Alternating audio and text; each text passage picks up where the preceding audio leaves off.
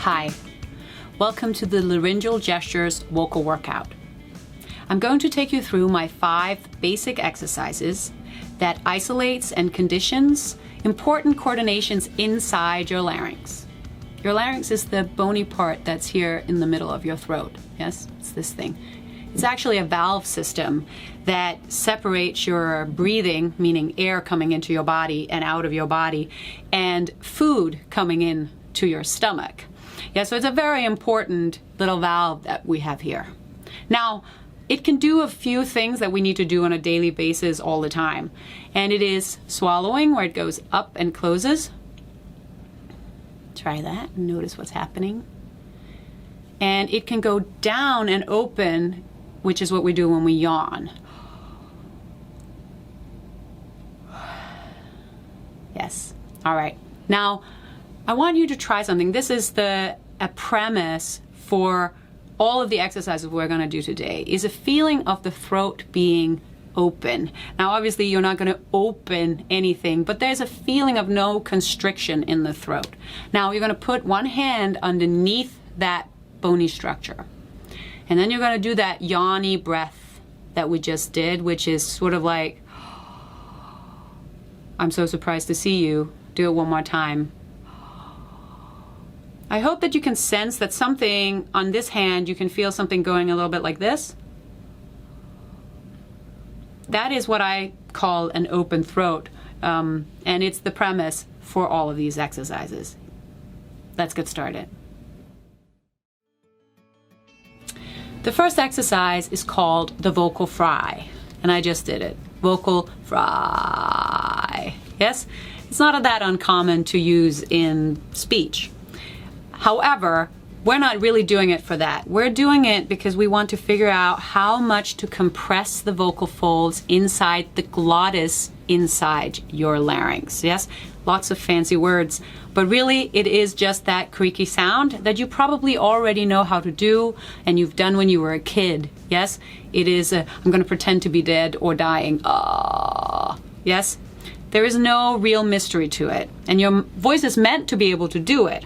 However, you might find it hard to do because there's tension somewhere in this system, either on the outside or inside. And this exercise is there to help you fix that problem. So we're going to try and see if we can give you a trick to find it in case you didn't. And the trick is to try and go under the lowest note you already think you have. So that goes like this. If I'm going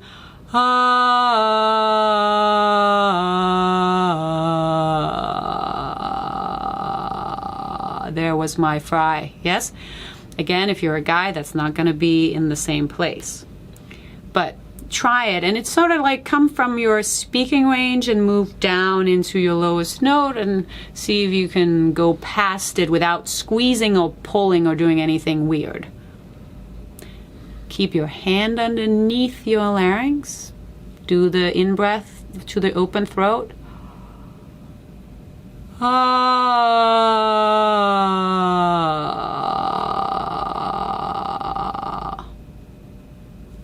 Good.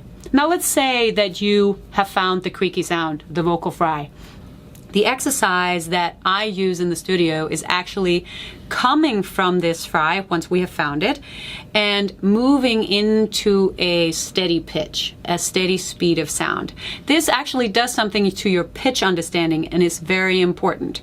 So you don't think that you need to lift your larynx up or pull your larynx down to hit certain notes, but that you can find the pitch by moving your compression of the vocal folds inside your larynx. This is really, really important for how you think you're going to hit pitches.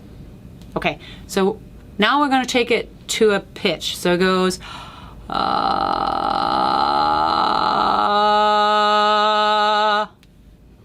and your job is to try and make it fairly smooth. So it kind of doesn't go, yes, that is incorrect. We want to get from the fry onto the pitch.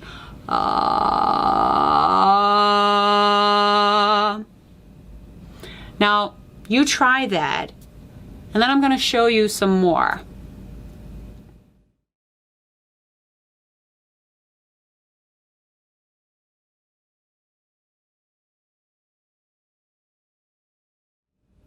Okay, so I'm going to do a series of these, which is sort of like a scale, and then there will be time for you to do it. It goes like this.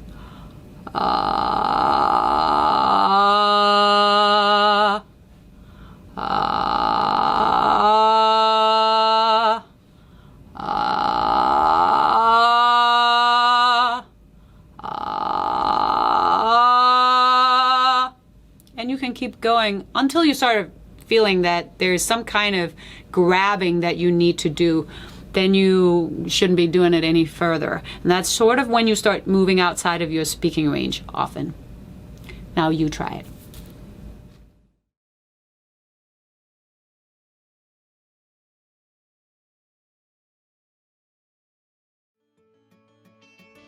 The next exercise is called the witch crackle. And it's exactly what it sounds like. A witch crackle. Yes, that's where it comes from. Now, how do I do that? Now, the most important part is not to squeeze. Yes? This exercise is about being able to sort of lift and tilt something inside your larynx without closing it. Because that's what most people do. And I'm going to show you the incorrect way right now. It goes like this. That is incorrect. Yes? You probably could see that my larynx, first of all, went much higher. I don't know if you could see that, but I can feel it. It goes, it's like my larynx is on the way out of my mouth. However, so how do I fix that? You're going to put your hands there underneath your larynx. Do the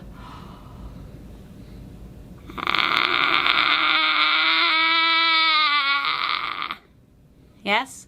So I didn't actually close the whole system to be able to do that, meaning go too much into a swallow, which is technically what's happening inside there, is this valve system is closing a little bit so that you get this kind of really bright, pingy sound. Yes? And you might want that sound. If you're a rock musician, this is a sound you must have. Yes? Or you're not going to get that wow thing. Yes? So you're going to not close your throat. You're going to try it now. You're going to see if we can open it. Go. You're going to lift this part.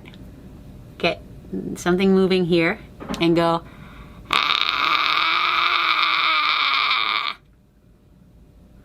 Yes?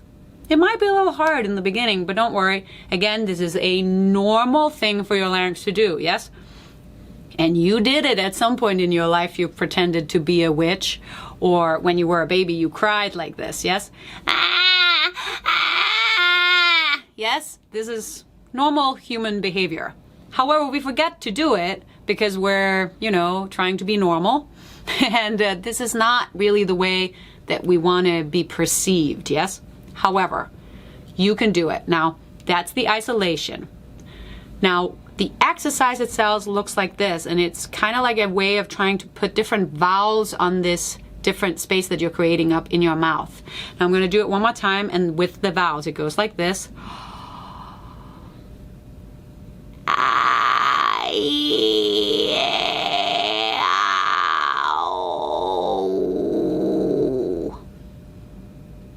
One more time.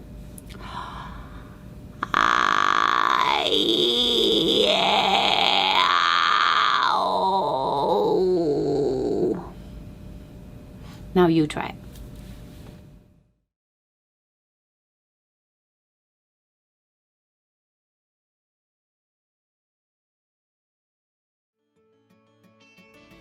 The next exercise is called the monkey grunt.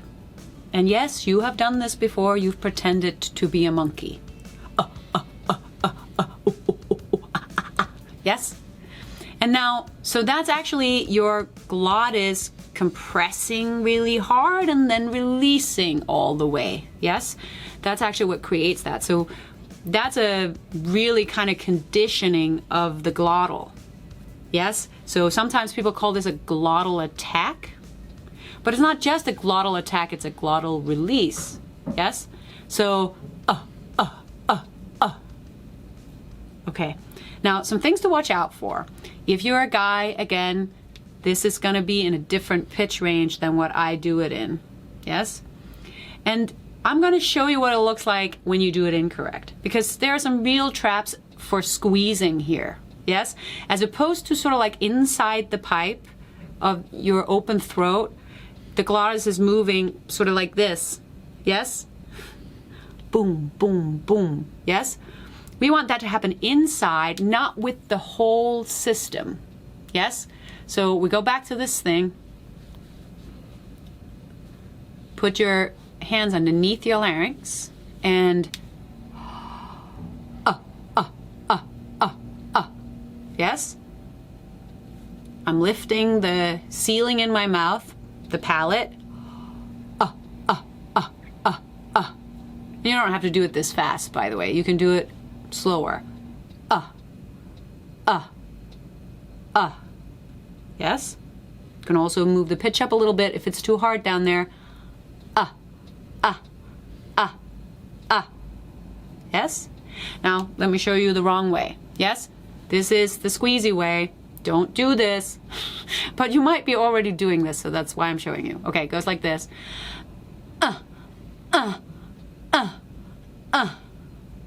Yes? I hope you can sense that there's a difference here. Doesn't fully release. There's some kind of happening. Yes? Okay, now we're going to start being a really big monkey, and we're going to become a smaller, more angry monkey. Yes? And this is usually a fun exercise, so try and have fun with it, or you're just going to feel really silly. So anyway, it goes like this. You're going to go...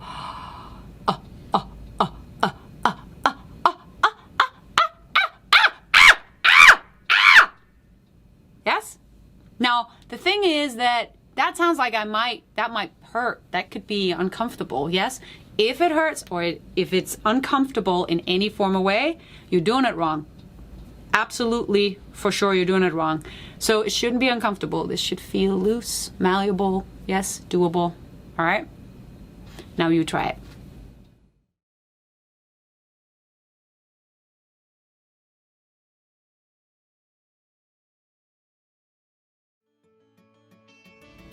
The next exercise is called sighing, or controlled sighing.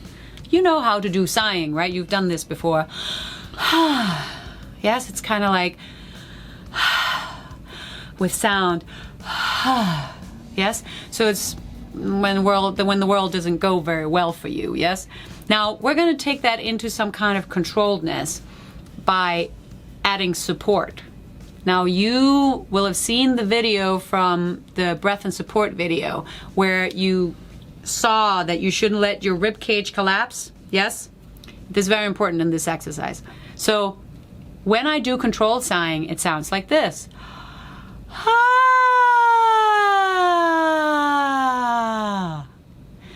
Again, if you are a guy, now you're not going to find those same pitches. You're going to have to think falsetto, light, very sort of boyish kind of sound, yes? And it's definitely harder for men usually to find this sound. However, it is not impossible and everybody can find it, okay? Now, we're gonna do it with this in mind. You're gonna put your hand underneath your larynx.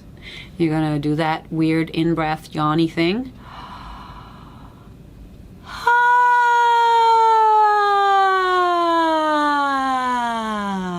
Yes? Let's do that one more time.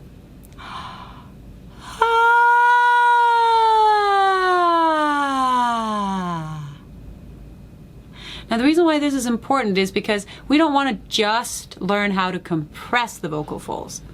They also have to lengthen to do higher pitches, and they need to do that too without tension.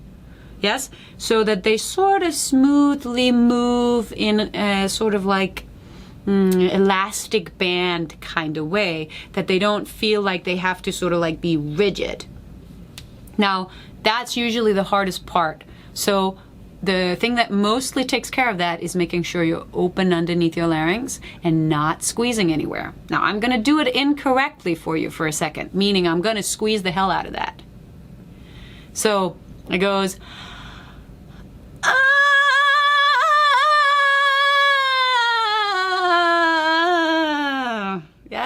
It's a very shaky, okay, that could be an effect, I suppose. But in order to just practice the very basic coordination of lengthening the folds, we're going to do it with opening, no squeezing, no lifting the larynx up too far.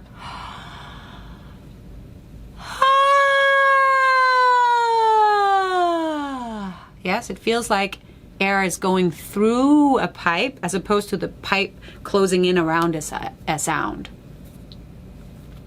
All right, let's do it one more time, and then it's time for you to do it.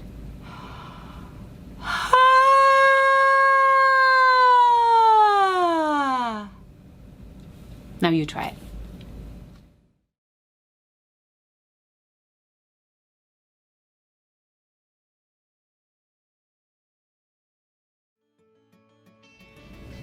The next exercise is the exercise. Again, you have done this before. You probably do this many times a day. You go, yes, sort of like to, I get it, yes. Now, I'm just taking that in a little further into another step, so that you're doing it with complete consciousness, yes.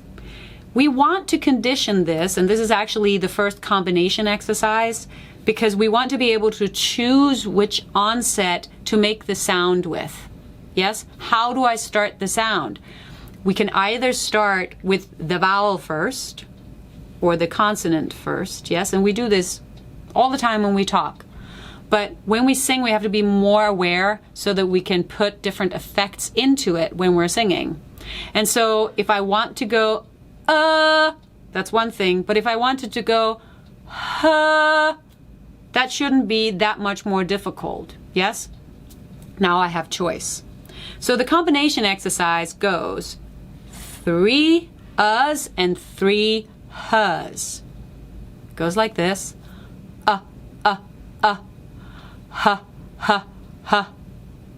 Yes? Now we're going to go back to this spot here. You're going to put your hands underneath and you're going to breathe in.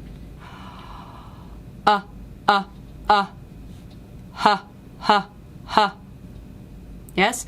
The h's are going to be harder because your rib cage is going to want to come in. This is a support issue. Yes? But that's why we do the uhs first and then the h's. Yes? So anyway, I'm going to show you the squeezy incorrect version. Yes? Squeezy incorrect. Don't do it this way, but I want to show you what it looks like so that you can watch out for it. Now, you might not be able to see me squeeze, but maybe you can. Okay, I'm gonna try it. So it goes,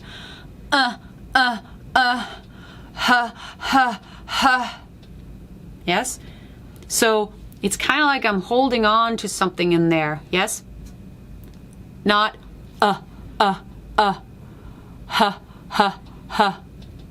Yes? That was the correct one.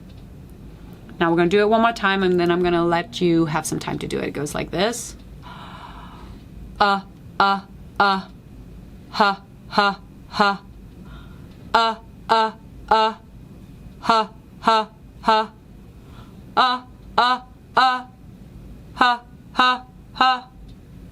Yes? And then you could continue for as long as it feels comfortable. Yes? If it doesn't feel good, you're doing something wrong. Now you try it.